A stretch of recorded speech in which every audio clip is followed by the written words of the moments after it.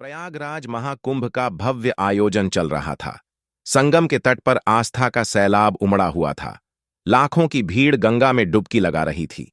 अखाड़ों की चहल पहल और हर तरफ साधु संतों के तंबू लगे थे। लेकिन इस बार इस पवित्र आयोजन के बीच कुछ ऐसा होने वाला था जिसने सभी को हिलाकर रख दिया। सेक्टर 14 के बड़े शिविर में एक दिन सुबह एक नया साधु पहुंचा। उसकी लंबी दाढ़ी, माथे पर चंदन का बड़ा टीका और गेरुआ वस्त्र उसे बाकी साधुओं जैसा ही बना रहे थे।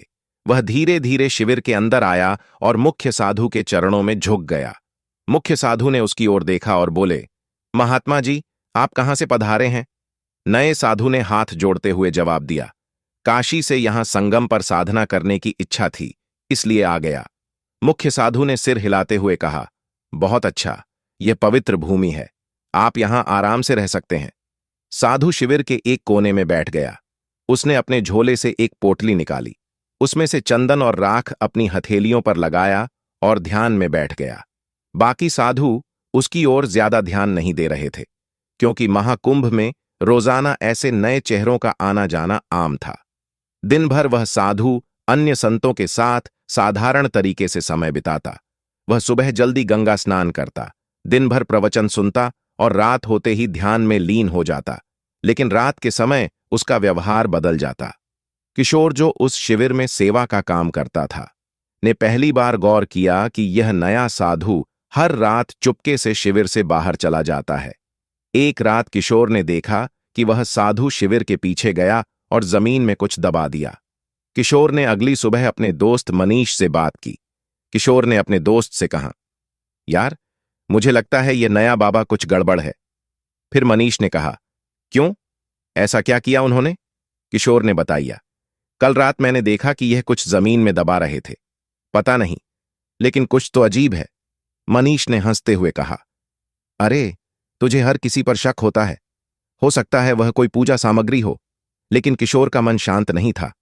उसने तय किया कि वह इस साधु पर नजर रखेगा। उसी दिन प्रयागराज पुलिस को एक गुमनाम कॉल आया। कॉलर ने बताया कि महाकुंभ में एक आतंकवादी साधु के भेष में छुपा हुआ है और वह किसी बड़े हमले की योजना बना रहा है।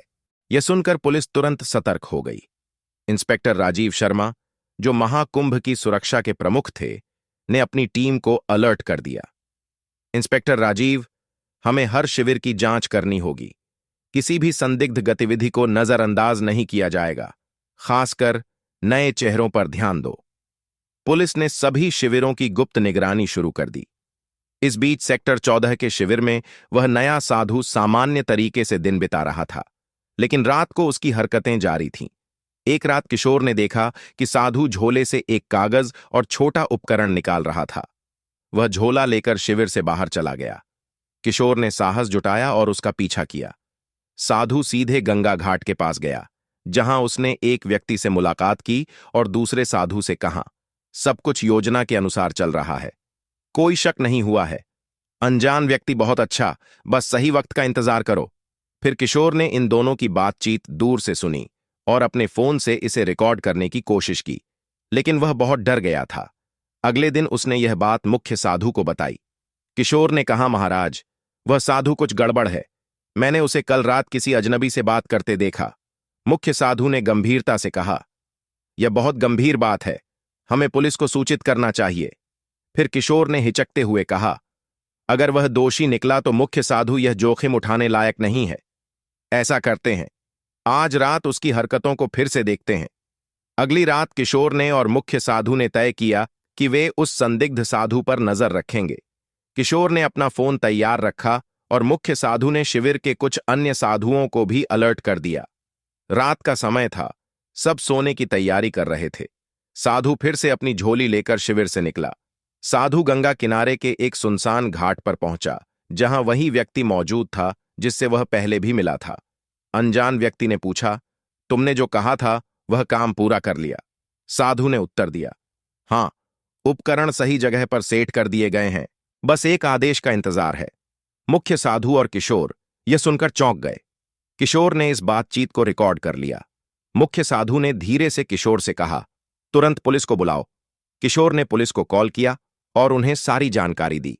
इंस्पेक्टर राजीव शर्मा और उनकी टीम तुरंत हरकत में आ गई। इंस्पेक्टर राजीव ने कहा, हमें इस संदिग्ध साधु को रंगे हाथों पकड़ना होगा। अगर वह सच में आतंकवादी है तो वह कोई बड़ा खतरा बन सकता है। पुलिस ने घाट की ओर जाने वाले सभी रास्तों को घेर लिया। कुछ जवान वेश बदलकर वहां पहुंचे ताकि साधु को उन पर शक ना हो। साधु और उसका साथी अभी भी बातचीत में व्यस्त थे। साधु ने कहा, यह आखिरी चरण है। बस जैसे ही भीड़ सबसे ज्यादा होगी हमें कार्रवाई करनी है। अनजान व्यक्ति ने उत्तर दिया, यह हमला सबके लिए एक बड़ा संदेश होगा। कोई सोच भी नहीं सकता कि महाकुंभ जैसी जगह को निशाना बनाया जा सकता है। पुलिस टीम ने सही का इंतजार किया। जैसे ही साधु ने अपने झोले से एक और उपकरण निकाला, पुलिस ने उन्हें घेर लिया। इंस्पेक्टर राजीव ने कहा, हाथ ऊपर करो, पुलिस से बचने की कोशिश मत करना। साधु और उसका साथी हड़बड़ा गए। साधु ने भागने की कोशिश की, लेकिन पुलिस ने उसे पकड़ लिया। झोले की तलाशी ली गई तो उसमें विस्फोटक उपकरण और कुछ नक्शे मिले। पुलिस ने तुरंत साधु और उसके साथी को गिरफ्तार कर लिया। पूछताछ में पता चला कि वह एक अंतर्राष्ट्रीय आतंकी संगठन का सदस्य था। उसका असली नाम अयूब खान था और वह भारत में कई सालों से छुपकर रह रहा था। इंस्पेक्टर राजीव ने पूछा, तुम्हारा मकसद क्या था? महाकुंभ जैसे पवित्र आयोजन को क्यों निशाना बनाया? अयूब ने उत्तर दिया, भीड़ का डर सबसे बड़ा हथियार है। हमारा मकसद था यहां ऐसा हमला करना जो दुनिया को हिला दे, लेकिन तुमने हमारे प्लान को खत्म कर दिया। पुलिस को साधु के झोले और शिविर के आसपास लगाए गए उपकरणों से बड़े हमले की योजना के सबूत मिले। अगले दिन प्रयागराज पुलिस ने मीडिया को बताया कि महाकुंभ में एक बड़ा आतंकी हमला टल गया।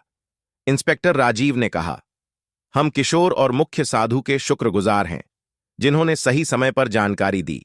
यह सब उनकी सतर्क और साहस का नतीजा है। किशोर और मुख्य साधु को महाकुंभ आयोजन समिति ने सम्मानित किया। मुख्य साधु ने कहा, हमने तो बस अपनी जिम्मेदारी निभाई। महाकुंभ पवित्र आयोजन है, इसे कोई अपवित्र नहीं कर सकता। किशोर ने कहा, अगर मैंने उस साधु पर नजर न रखी होती तो शायद कुछ बड़ा हादसा हो जाता। इस घटना ने सभी को सतर्क कर दिया कि आस्था के ऐसे बड़े आयोजनों में सुरक्षा और जागरूकता कितनी महत्वपूर्ण है। इस घटना के बाद महाकुंभ के आयोजकों और सुरक्षा एजेंसियों ने सुरक्षा व्यवस्था को और मजबूत किया। सभी शिविरों में नियमित जांच और निगरानी बढ़ा दी गई ताकि भविष्य में ऐसी किसी भी घटना की पुनरावृत्ति न हो। श्रद्धालुओं को भी सतर्क रहने और किसी भी संदिग्ध गतिविधि की सूचना तुरंत पुलिस को देने की सलाह दी गई। महाकुंभ जैसे विशाल आयोजनों में सुरक्षा चुनौतियां हमेशा रहती हैं, लेकिन प्रशासन और जनता के सहयोग से इन चुनौतियों का सफलतापूर्वक सामना किया जा सकता है।